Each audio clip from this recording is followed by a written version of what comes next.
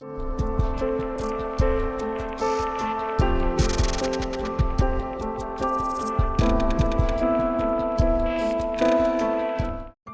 programa não é recomendado para menores de 14 anos.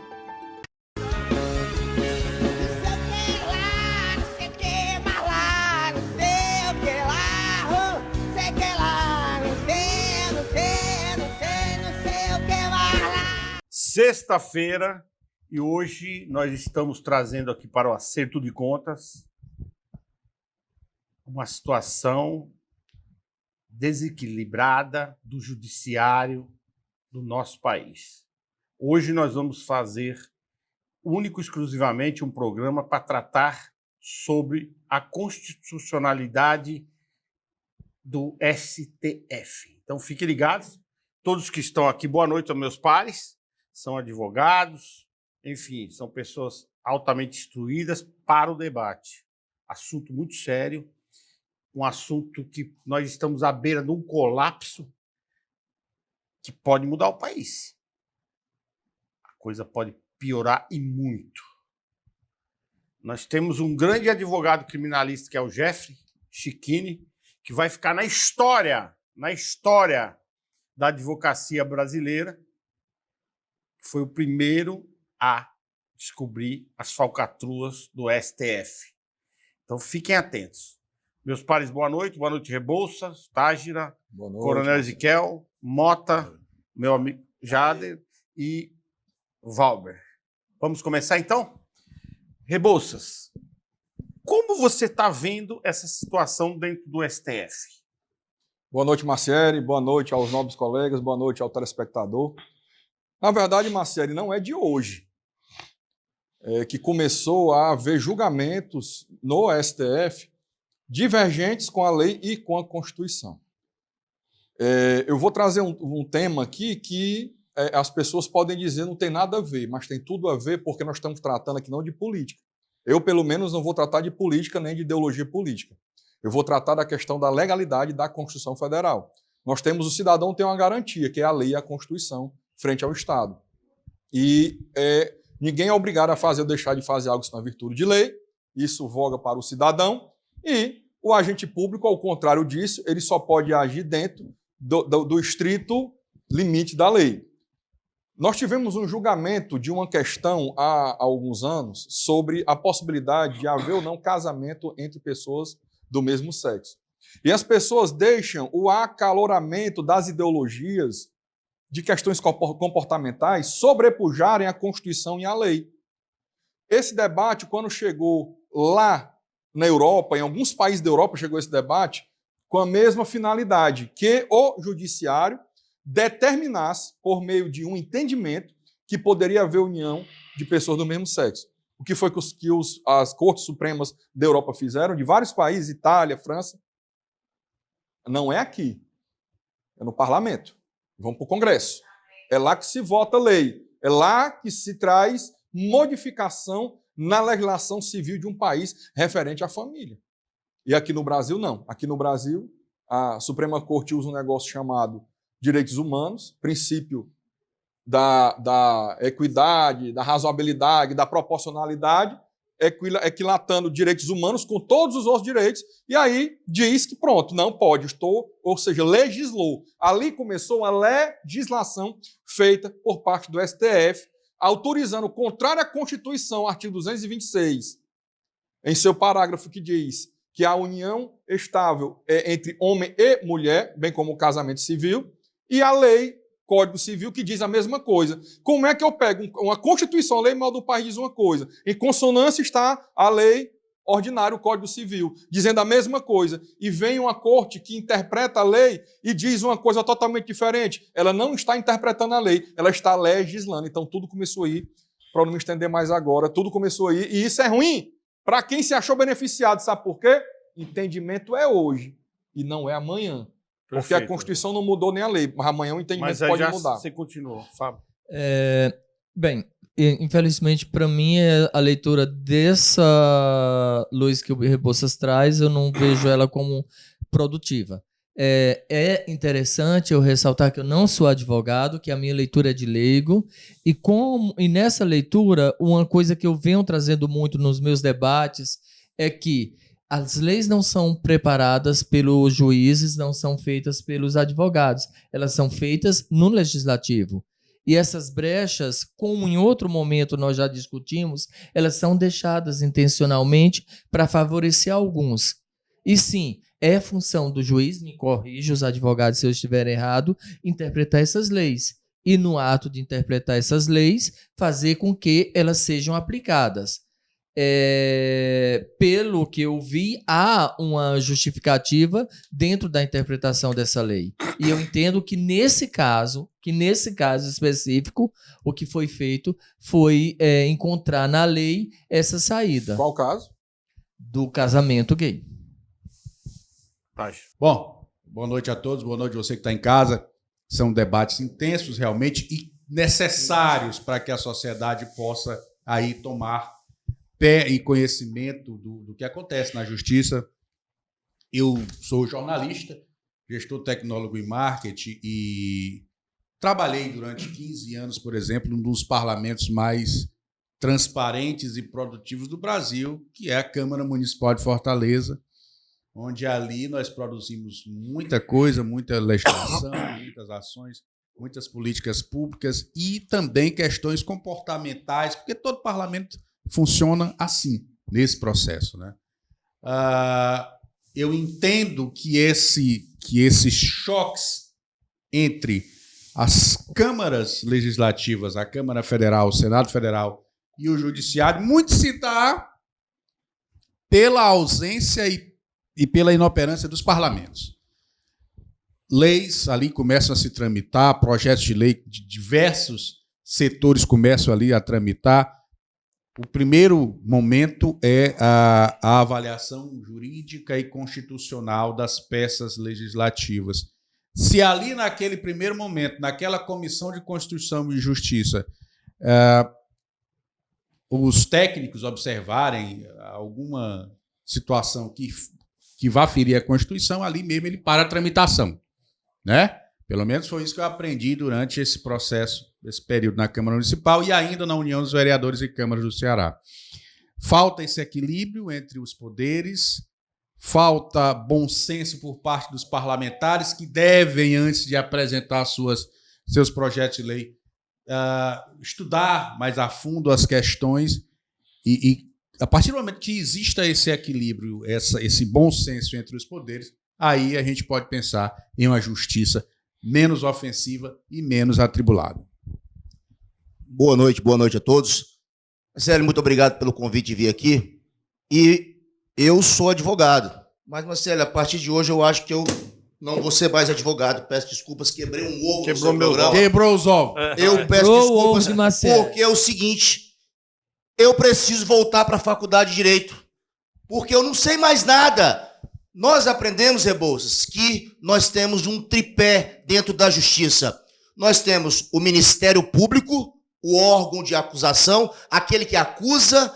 Nós temos a defesa técnica, o advogado, aquele que faz a defesa. E nós temos um juiz, que ele tem que estar pautado de imparcialidade, onde ele vai julgar. Mas o STF agora ele tem as três funções. O STF agora ele é uma fusão. Assistimos agora recentemente polêmico audiências do STF, onde o juiz estava ali inquirindo, estava presidindo a audiência e estava caçando a palavra do advogado. No caso do doutor Jeff Chiquini. Perfeito. E ele rebateu a altura na audiência que teve. Rebateu a altura. Mas mesmo assim, ele deixou consignado, eu assisti o julgamento, que o senhor está tirando a minha palavra e o senhor Alexandre de Moraes disse, estou caçando a tua palavra. Olha a ponto que nós chegamos. Vamos recorrer a quem? A quem? A quem? Porque veja bem, nós temos aqui o primeiro grau, o segundo grau e o terceiro grau de jurisdição. Nós já estamos a falar com o último grau. E aí nós temos as questões que os países eles têm que ter a sua lei interna, a sua lei própria, os outros países não podem intervir. E onde é que nós vamos parar, coronel? Eu faço essa pergunta para o senhor, um homem experiente, o que vai acontecer com o nosso país? Bom, uma boa noite a todos, né? Agradecer ao Dr. Carlos Massieri pelo convite de estar aqui na presença de grandes advogados, Dr. Mota, Dr. Jader, Dr. Rebouças, para mim, e contando com os nossos colegas também, que para mim é uma alegria e aqui é um grande aprendizado. É preocupante, Dr. Jader, realmente a situação em que nos encontramos, esse tema é bastante relevante. Acredito até que neste programa o tempo será curto para tratarmos a matéria, né? Preocupante na questão do STF, e o advogado ele tem que ser bastante diligente para que na hora ali que ocorra realmente um ato ali que possa anular, né, o advogado tem que estar bem diligente, bem embasado, né? Mas situações como o nobre colega já citou, e agora recente também, inclusive o militar lá do Exército, ele não está mais permitido que o militar vá prestar o depoimento fardado. Isso é algo que já está contra a legislação vigente. E o que é que tem a ver? Me ajuda aí, Mota. Massieri, na verdade, existe algo que aconteceu no Supremo Tribunal Federal e que também aconteceu com a nossa ordem, que é a Ordem dos Advogados.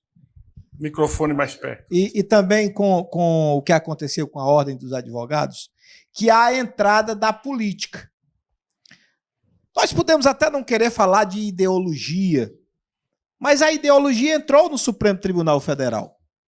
Nós temos hoje o grande maestro, né? o grande indutor da ideologia e da política dentro do Supremo Tribunal Federal é o imperador Alexandre de Moraes. Ele não é mais ministro do Supremo Tribunal Federal. Ele é o imperador do judiciário no Brasil. É ele que está dando o tom de como é que o tambor deve bater. E aquilo que ele está fazendo dentro do STF está repercutindo danosamente aqui nas varas dos rincões do Brasil. Os magistrados estão começando a achar que podem fazer lei. Os magistrados estão começando a compreender que eles estão acima da lei. Então, assim, algo precisa ser feito. Não vejo a menor possibilidade da OAB fazer, que deveria ser a instituição que se posicionasse firme contra os abusos que estão acontecendo no Supremo Tribunal Federal, mas não fazem.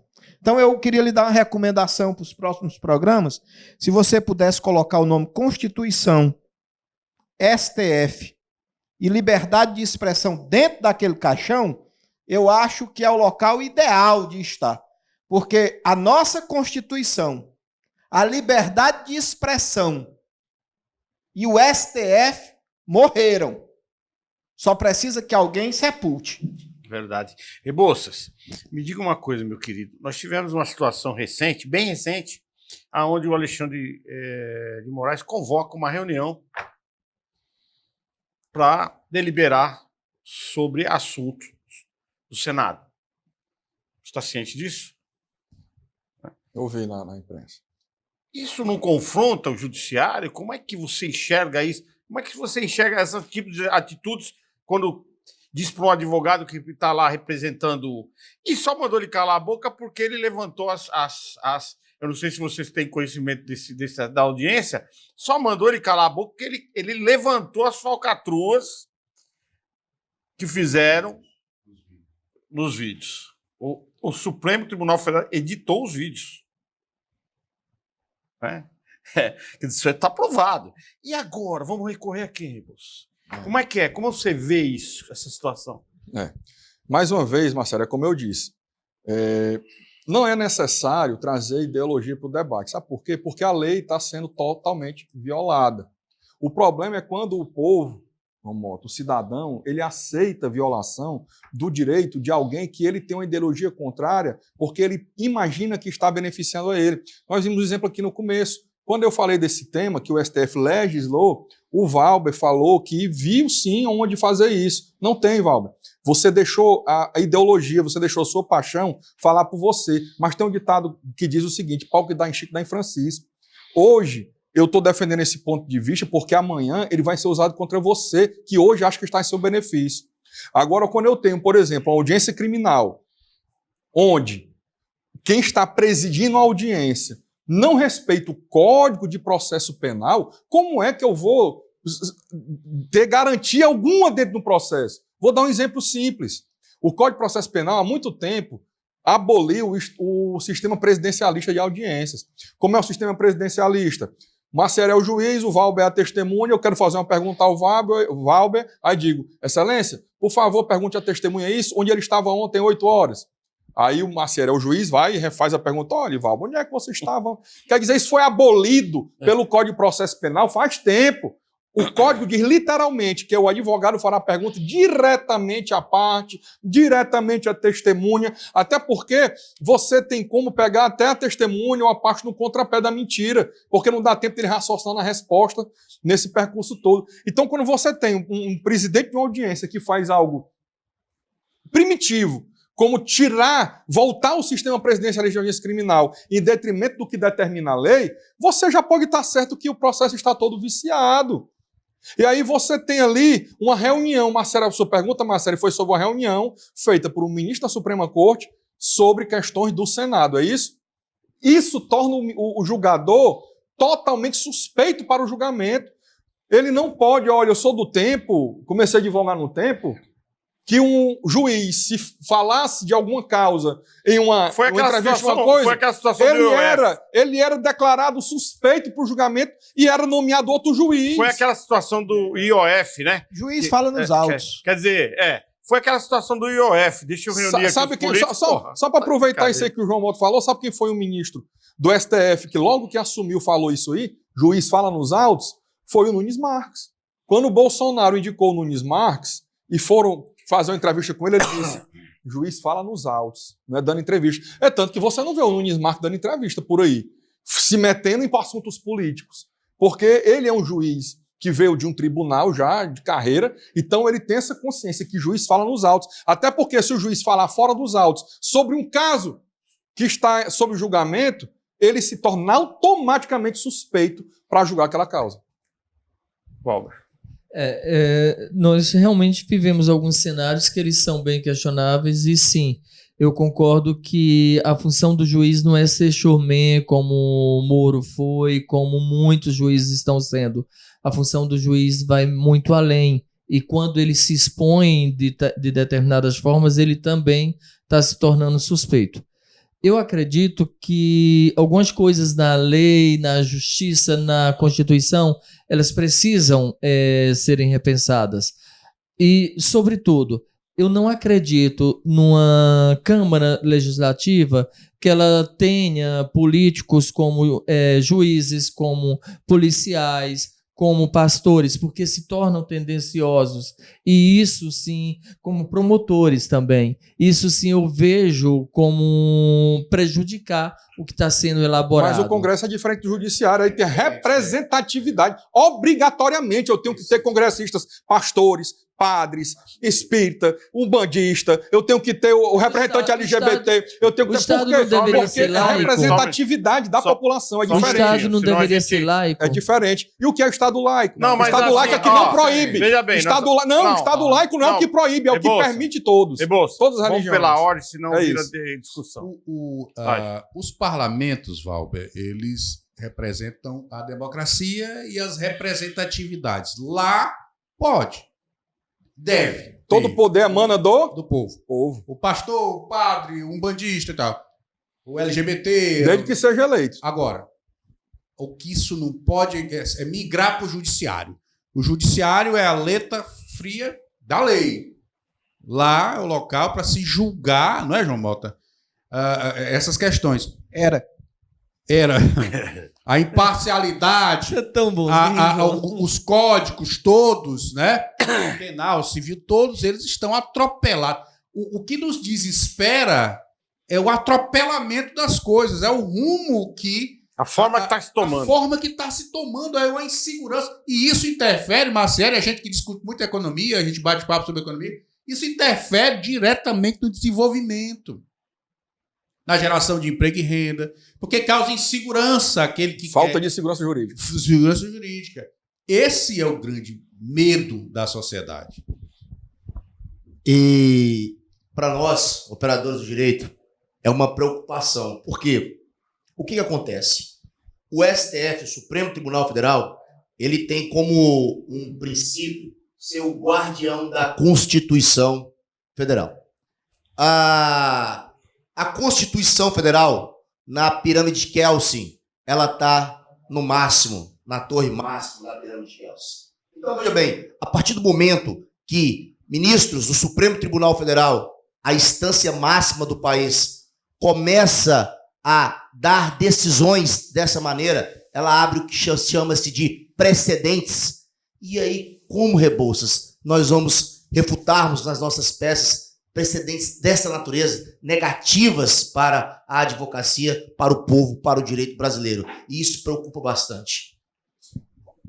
O doutor Jader e o doutor Rebouças foram pronunciamentos bem interessantes com relação ao STJ.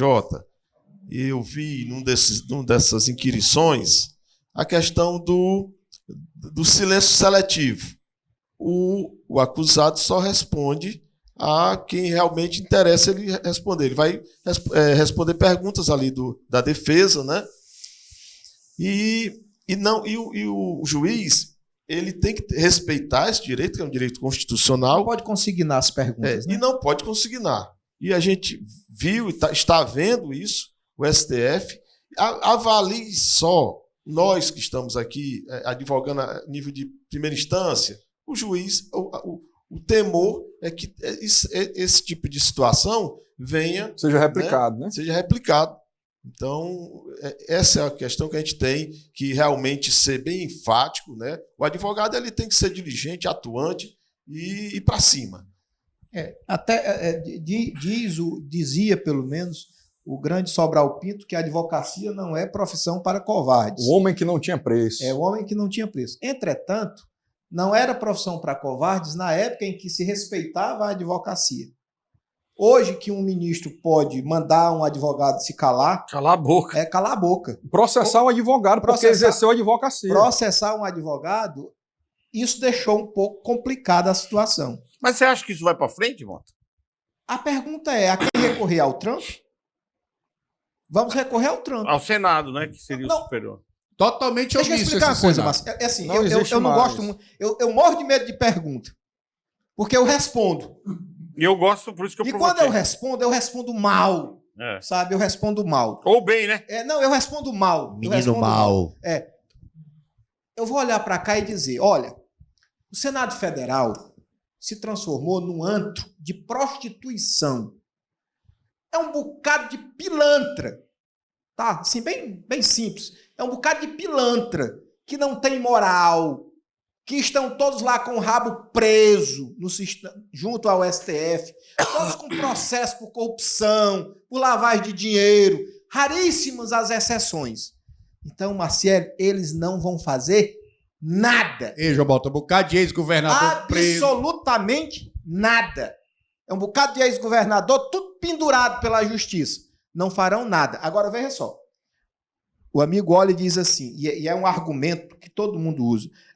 Todo mundo gosta de dar o Moro como exemplo. Mas ninguém lembra que o Moro julgou o Lula e condenou o Lula a 9 anos e 9 meses de cadeia. Houve um recurso para o tribunal. TRF. O Tribunal Federal ampliou essa pena, confirmou a condenação e ampliou a pena. Porque disse que foi para 12 anos. Do Moro. Para 12 anos.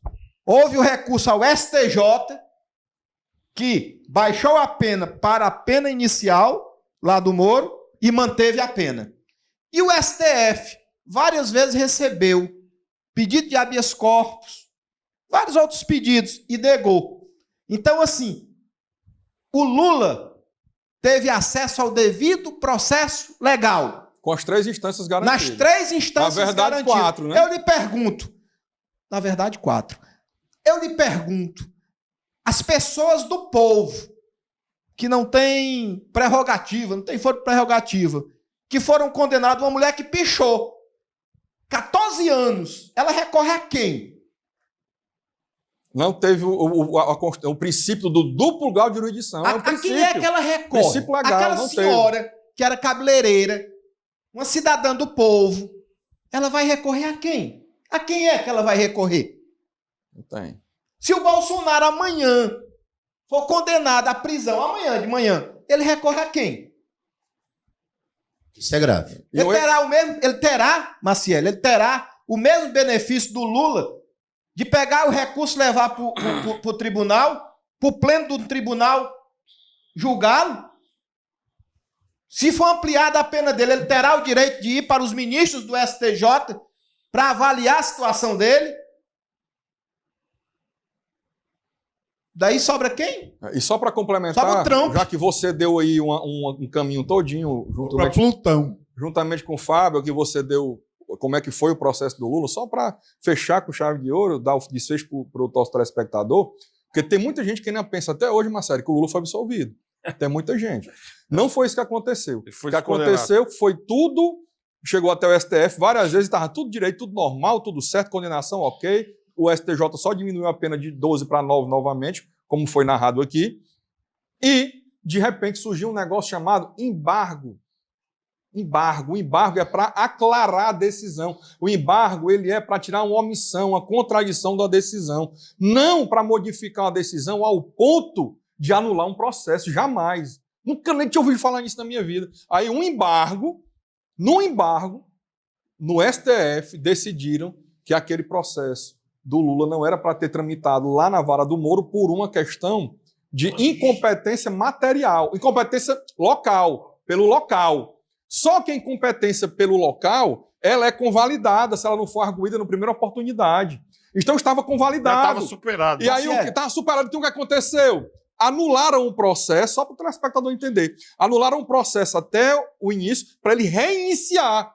Só que foi alcançado pela prescrição da pretensão punitiva do Estado. Então, não foi absolvido. Ele apenas teve um processo anulado por incompetência não do Sérgio Moro, por incompetência do local, porque deveria ter sido no outro CEP, no outro local, e aí não dava mais. Por quê? Porque foi alcançado pela prescrição. E as irregularidades que houve nesse julgamento do Moro, algumas irregularidades encontradas, inclusive uso inapropriado dos dinheiros apreendidos. Mas tem questão do tempo. Eu vou dizer qual foi a irregularidade do Moro, e que eu era contra na época, e amigos meus, que eu tenho amigos que são de esquerda. Tenho. Não vou acabar com a amizade minha com uma pessoa que me é amigo, porque ele tem uma ideia diferente da minha. Eu não sou assim. Eu até coloquei isso na minha mídia social. Ligaram para mim, na época da Lava Jato, Rebouças, grava um vídeo aí falando desse negócio do Moro aí, porque tu é direito, o povo vai saber que tu não tá mentindo. Sabe o que é que o Moro fez? Ele desrespeitou o prerrogativo dos advogados. Ele pegava uma mídia, como agora foi feito no STF, pegava uma quantidade de páginas enormes, não sei quantos tera de prova, e liberar para o advogado 2 dias antes da audiência, 24 horas da audiência. Rebouças, eu preciso ir para o intervalo. Voltamos já com esse assunto muito interessante. Fique ligado. Que lá, sei que lá,